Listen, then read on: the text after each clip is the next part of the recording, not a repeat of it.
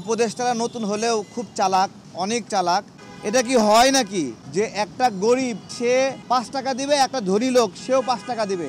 আমি অবস্থান করছি, আপনারা জানেন, উচ্চ হারে কর আরোপ করেছে, উচ্চ হারে শুল্ক আরোপ করেছে। এর প্রতিবাদে আজকে এখানে অবস্থান করছি আমরা।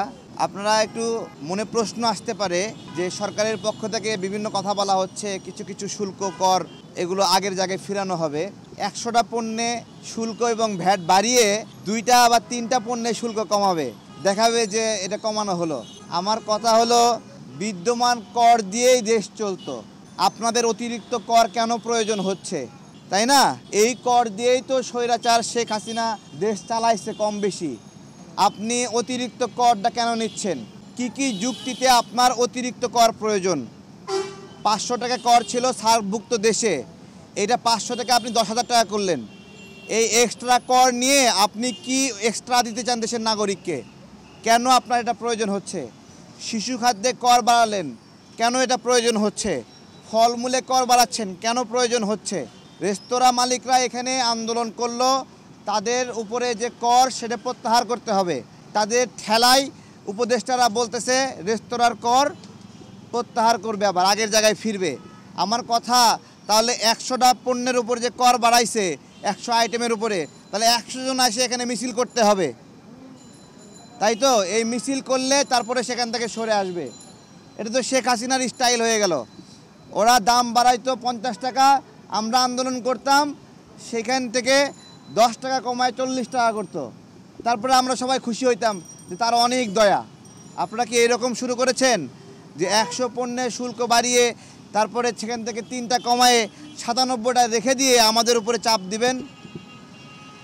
আপনারা যদি খরচ ব্যয় বহন করতে সমস্যা হয়, আপনারা খরচ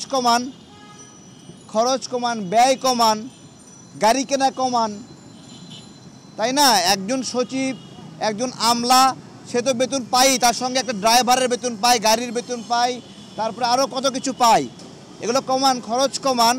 এদের কাজ কি? এরা বাংলাদেশের কি উপকার করে? আমরা আমাদের জায়গা থেকে স্পষ্ট বার্তা, এই রক্তচোষা শুল্ক এবং কর প্রত্যাহার করতে হবে। এবং বিষয়টা এরকম, দেখেন, একটা রাষ্ট্রে যারা ধনী তারা বেশি কর দেবে, যারা গরিব তারা কর দেবে না।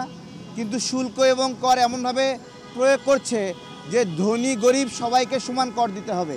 এটা কি হয় নাকি যে একটা গরিব সে 5 টাকা দিবে, একটা ধনী লোক সেও 5 টাকা দিবে? এটা কি হয় নাকি? তাই না? আমরা সরকারকে বলবো, যেগুলো কমন আয়ের উৎস, গরিব মানুষকেও দিতে হয়, বড় লোককেও দিতে হয়, এগুলো আপনারা কমান। এগুলো কমায়ে যেগুলো বড় লোকের সেগুলোতে আপনারা কর বাড়ান। আপনি কোনোভাবে প্রমাণ করতে পারবেন না বিস্কুট গরিবের খাবার না, চানাচুর গরিবের খাবার না, এগুলো তো সাধারণ মানুষের খাবার। তাহলে এগুলোতে আপনারা কেন হাত দিচ্ছেন আমাদের প্রশ্ন। এখানে বিভিন্ন ধরনের কথা বলছে, যেটা করবে। আমরা এটা না করা পর্যন্ত এখান থেকে সরছি না, আছি আমরা ইনশাল্লাহ।